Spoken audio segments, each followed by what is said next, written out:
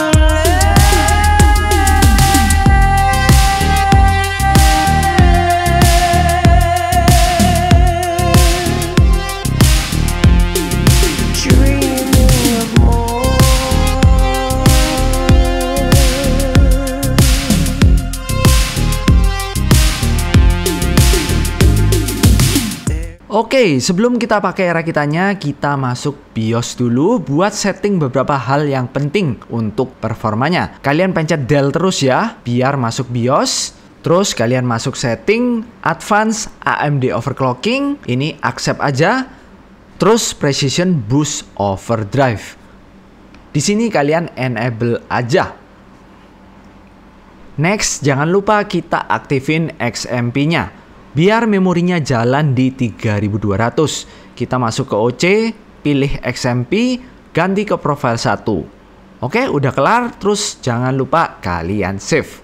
Nah, langsung aja nih kita tes performanya. Sesuai prediksi gua ya, dengan AIO 360 dari Segotep ini, suhunya itu masih adem meskipun udah jalan di 90 watt. Sekitar 70 derajat ya, ini adem banget. Dan karena performanya jos, tentu skor multicore Cinebench R23-nya ini di atas rata-rata, tembus 9000. Padahal biasanya itu di bawah 9000 ya, sekitar 8800 atau 8900. Tentunya dibuat video editing ini mampu banget ya, dengan 6 core 12 thread dan RX 570-nya. Ini tuh lancar banget buat edit video berat sekitar 8 menit full effect. Kalian bisa lihat sendiri playbacknya ini lancar banget. Nice! Oke, sekarang kita tes ngegame ya. Jujur gue dari dulu penasaran sama performa RX 570. Karena banyak banget yang pakai laris manis. Ternyata memang nggak mengecewakan. Di game Cyberpunk aja bisa dapat FPS yang bagus banget dengan rata-rata 50 FPS. Perlu kalian ingat, ini adalah GPU yang umurnya hampir 10 tahun loh. 7 tahun lah tepatnya. By the way, mohon maaf kalau kualitas rekamannya agak burem dan nggak ada suaranya ya guys. Gua nggak ngecek hasil rekamannya karena gua ngerekamnya itu pakai laptop.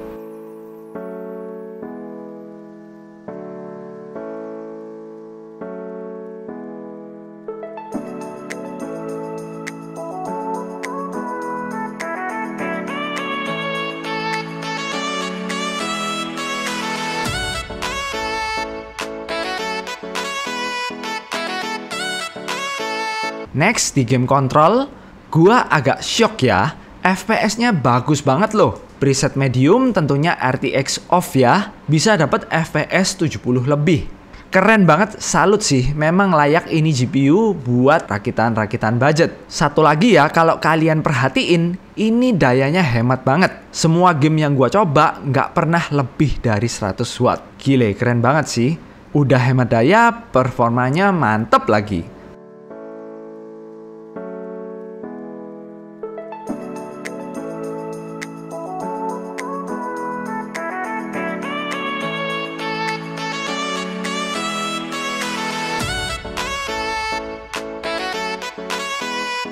Berikutnya sama nih, di game God of War preset original FSR on malah bisa dapat tembus sampai 90 FPS. Keren lah pokoknya GPU yang satu ini.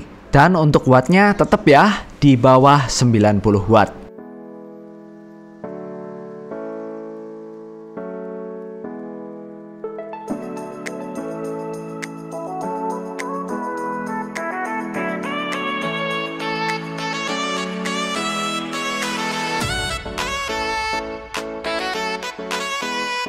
Oke, biar kalian nggak bingung, ini gua bikinin grafiknya ya, dan rata-rata FPS-nya. Seperti yang kalian lihat ya, di game AAA ini bagus banget FPS-nya. Kalau game e-sport udah nggak usah ditanya nih, tembus sampai 100 FPS. Overall buat harga 1 juta ini sih recommended banget. So, apakah benar rakitan ini harganya 6 juta? Nih, gua tampilin harga-harganya ya. Nah, bisa kalian lihat rakitannya ini persis 6 juta. Tapi ini tanpa 3 kipas yang di bawah ya, sama sleeve cable. Cuman tetap aja kok, tanpa 2 ini rakitannya itu tetap jalan. Nah, beda cerita kalau kalian kepengen lebih estetik. Bisa kalian tambahin sleeve cable sama 3 kipas di bawah, biar lebih padat rakitannya. Oke, gimana menurut kalian rakitannya? Jujur, gua kurang puas sih sama GPU-nya. Karena kurang panjang dan secara looks masih ada yang lebih baik. Tapi sebenarnya rawan banget ya kalau RX 570, 580 bekas, karena kebanyakan itu bekas mining. Banyak yang cukup meragukan kondisinya. So, gua harus puas dengan rakitan kali ini. Nah, kalau menurut kalian sendiri gimana? Komen ya di bawah. Buat kalian yang mau beli komponennya, udah gua taruh di product tag ya, sini atau sini. Atau kalian bisa cek di deskripsi. Jangan lupa di like dan di subscribe. Div ini pamit dulu.